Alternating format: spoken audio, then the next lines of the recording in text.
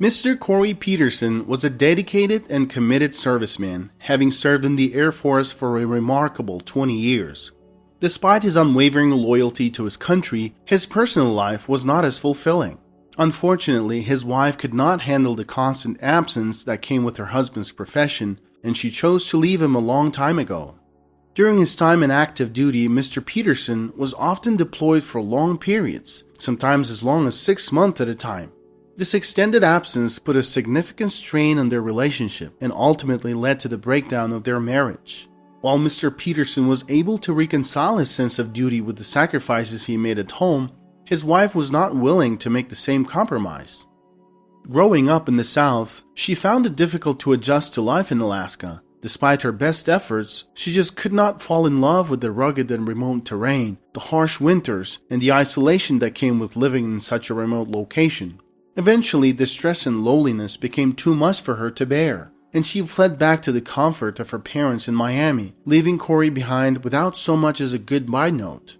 When Corey found out what had happened, he was initially heartbroken but soon returned to his duties, deploying once again.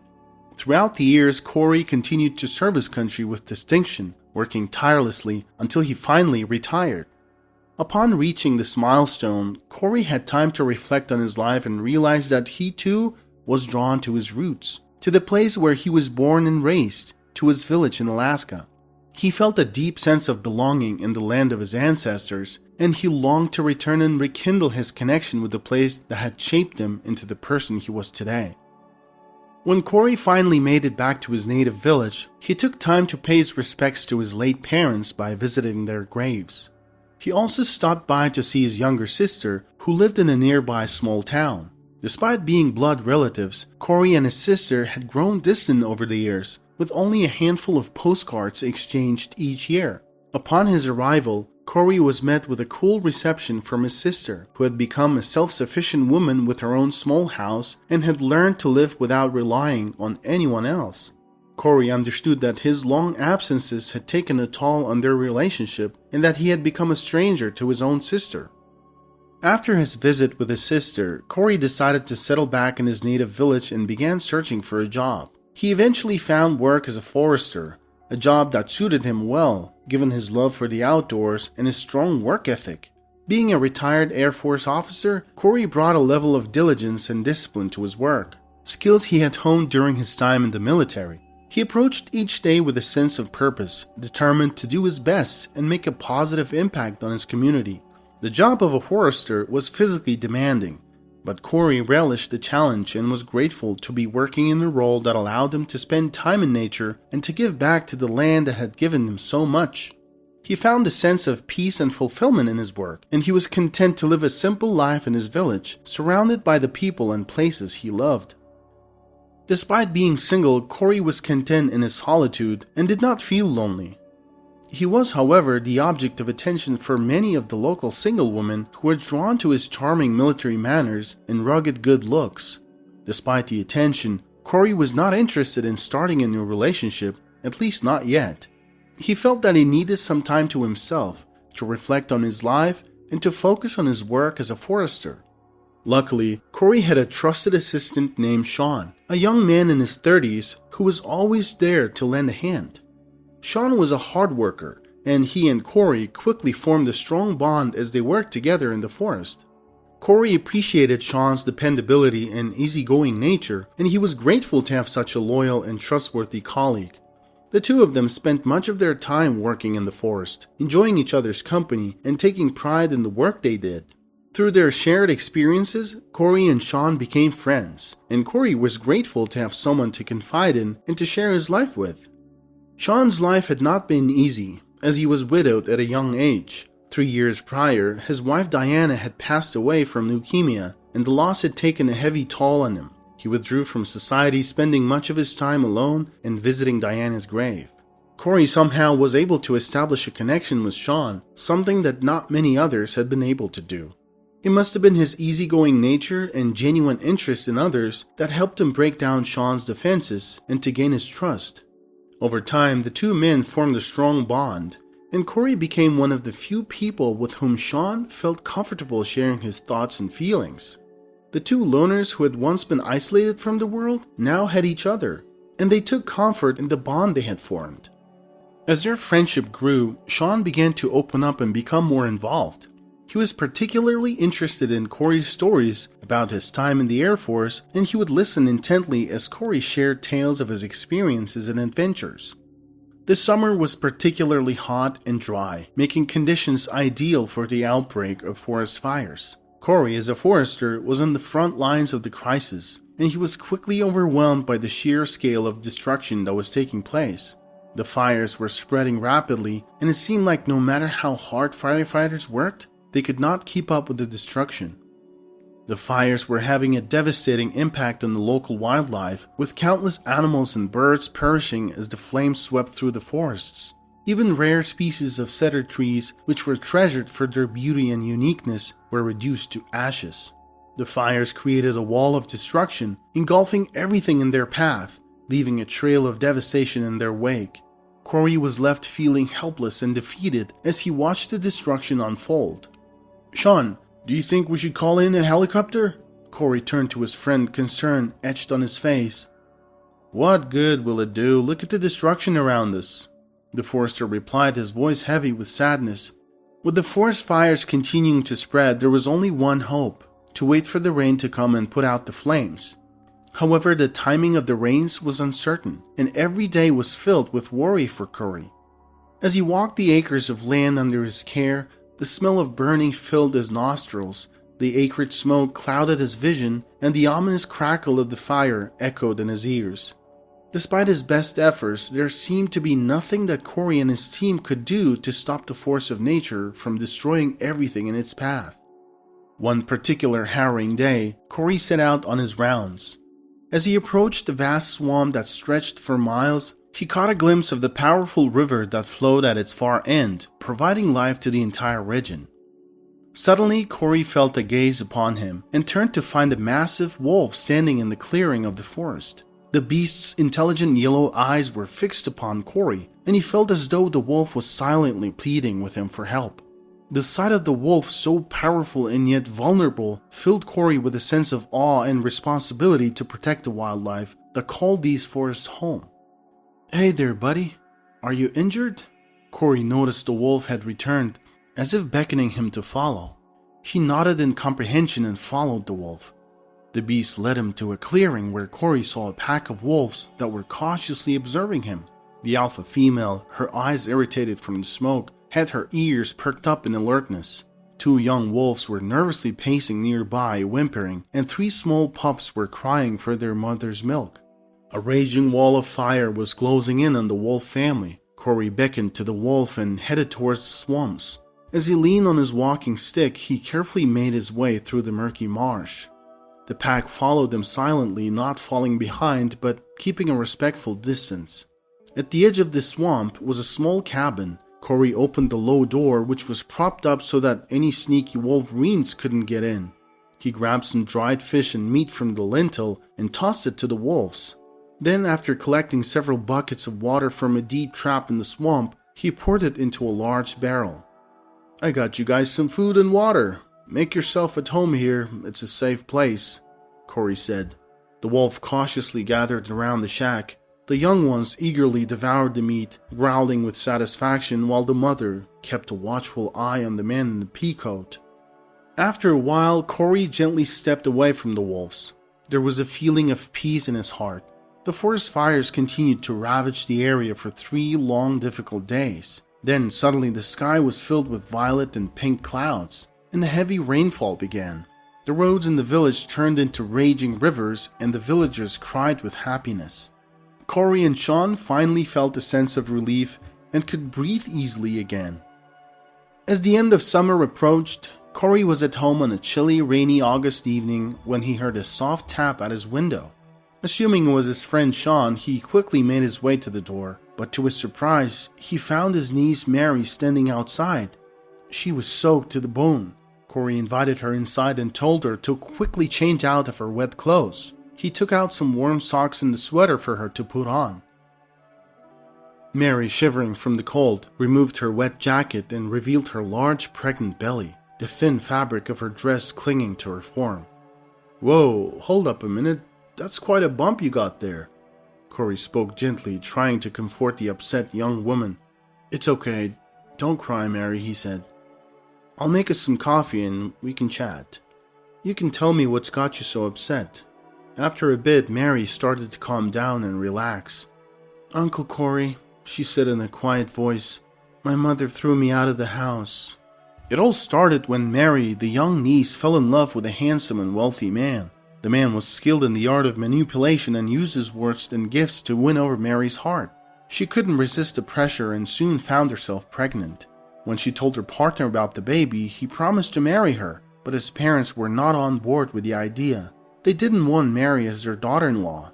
Joe, her partner, spoke to her in a guilty tone, saying, Don't worry, my love. My parents will come around eventually. For now, you can go home and give birth. We will get married soon after that, and my parents will have no choice but accept you and our child. Mary trusted Joe and went to her mother for help, but was met with rejection and shown the door. Mary's mother had warned her multiple times, but she wouldn't listen, and now she wasn't emotionally ready to accept her daughter. Mother just got remarried and she doesn't want anything to do with me or my baby. Mary began to weep once more. My stepfather didn't say much either in my defense. Corey, who was listening to Mary's story, felt a deep pain in his heart. He thought about how sad it was that the girl had been abandoned by her own family. He put his arm around her and whispered words of comfort, promising that he would always be there for her. The girl's sobs gradually subsided and she felt a little relieved. Corey went to the kitchen to make some hot tea and sandwiches, and they sat at the table, chatting and enjoying the warm atmosphere. Corey was outraged by Joe's parents' attitude and expressed his feelings. How could they be so heartless? I mean, you're carrying their grandchild. And your mother, I don't know what's going on in her head. Don't worry about them, keep going. When your baby's born, we'll raise it together. Mary started living in her uncle, Mr. Peterson's house. Time passed quickly, and before she knew it, a month had gone by and it was time for her to give birth. Mary was nervous, but it went much smoother than she had anticipated. The doctors and nurses in the maternity hospital were amazed at how effortlessly she delivered a strong and healthy baby boy. After a few days of rest and recuperation, Mary and her newborn son were ready to leave the hospital. A couple days later, Corey took them to the town. He was beaming with pride as he showed Mary the beautiful cradle for her baby. Now take a look at this, he said with a warm smile. Sean really outdid himself. This is a work of art. Now that's what I call a real man, not like the guy you've been hanging around with. He placed a comforting hand on Mary's shoulder, offering her a sense of security and love. As they drove back to the village, Mary received a text message on her phone. Quickly after reading it, she faced away and gazed out of the window, which caught Corey's attention. He became worried and studied his niece's appearance. She appeared to be pale and her eyes, large and sunken in her thin face, seemed to be devoid of life. Corey asked with concern, Hey, sweetheart, what's wrong? Joe was getting married and he didn't even show up at the hospital when I was giving birth, even though he promised he wouldn't leave us. Mary wailed, her head sliding down the window as she broke into sobs. The baby in the back seat started to cry, but Mary didn't seem to be aware. Please calm down, my dear. Little Scotty's crying, Corey said soothingly. They arrived at home and Corey gently placed the baby in Mary's arms. Corey was filled with anger and rage as he drove back to the town. He had made a decision that he knew would haunt him, but he felt like he had to do it. He was determined to confront Joe and have a face-to-face conversation with him. He was eager to let Joe know how he felt about not showing up at the hospital and breaking his promise to never leave Mary and their family. Corey was determined to make sure Joe understood the consequences of his actions. As he drove, he thought about what he was going to say, rehearsing his words over and over in his mind. The thought of finally getting to say what was on his mind brought him a small sense of comfort. He found Joe's parents' large home. The sounds of loud music and the excited cries of the wedding guests could be heard behind the tall wrought iron fence. The guests were seated at a luxurious table adorned with beautiful wedding flowers. Corey thought about how he might resort to using his fists, but then he had a moment of clarity. He realized that if he got arrested, who would take care of Mary and the baby? This thought brought him a moment of pause as he tried to calm himself down. He didn't want to do anything that would harm the people he loved or land him in jail. Corey was able to enter the estate easily, and he stood directly in front of the bride and groom's fancy table. He approached Joe and whispered fiercely into his ear, "What about Mary and the baby, you bastard?" Corey was barely able to control his anger as he spoke. Joe remained silent, and his bride looked at Corey with a questioning gaze. "And you, young lady? You haven't hit the jackpot either. You should know that he's already betrayed once and he'll do it again," Corey shouted, his anger getting the better of him. At the commotion, someone called for the guards and they quickly rushed towards Corey. In a matter of moments, a group of strong men had overpowered Corey and forced him out. Frustrated and defeated, Corey returned to the village and was met by an anxious Sean. "Mr. Peterson, Mary's missing and so is the baby. I've gathered a group and we're searching the forest right now," Sean said, alarm in his voice. Corey's heart sank and he felt a terrible sense of foreboding. His heart was pounding loudly as he wondered what could have happened to Mary and their child. Desperate and without hope, Corey headed towards the swamp. Suddenly, a massive wolf appeared and blocked his path. Corey immediately recognized the wolf, and the wolf in turn recognized him. The wolf then turned and led the way, with Corey following closely behind. Eventually, the wolf brought Corey to a clearing where his family had taken refuge from a fire in the summer. There, Corey saw Mary sitting against a tree, holding the baby tightly in fear. Surrounding her were a mother wolf and 4 grown predators.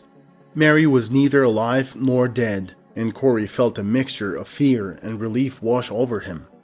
He approached Mary carefully and gently placed his arm around her shoulders. "It's okay. Don't be afraid. These are good animals. They won't harm you," he reassured her. Mary told Corey about her intentions and how the wolves wouldn't let her go. "I was going to do something terrible. I wanted to end my life in the swamp, but these wolves surrounded me and wouldn't let me do it," she said. Corey thanked the wolves. "Thank you. Thank you for everything." The wolf looked at Corey, waved its tail, and disappeared into the thicket along with his family. Just like that, life in the village returned to normal.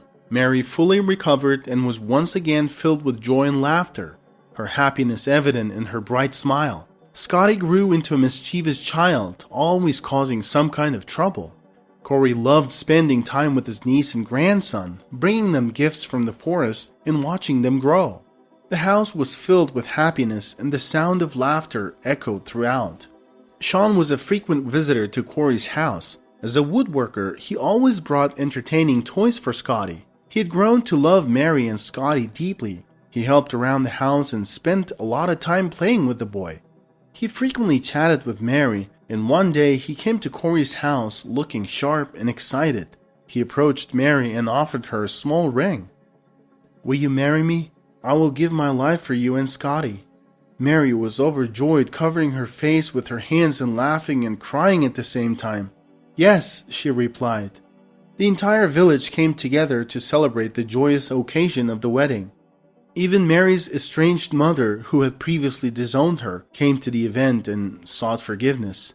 Mary, being the kind-hearted person she was, forgave her mother, and they hugged, with the little grandson looking on in wonder. It was a touching moment and one that brought the entire village together in celebration of love and forgiveness.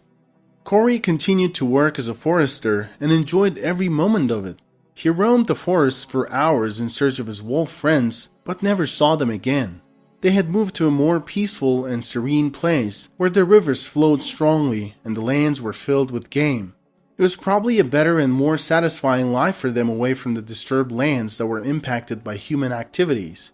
Corey was content knowing that his wolf friends had found a better place to live.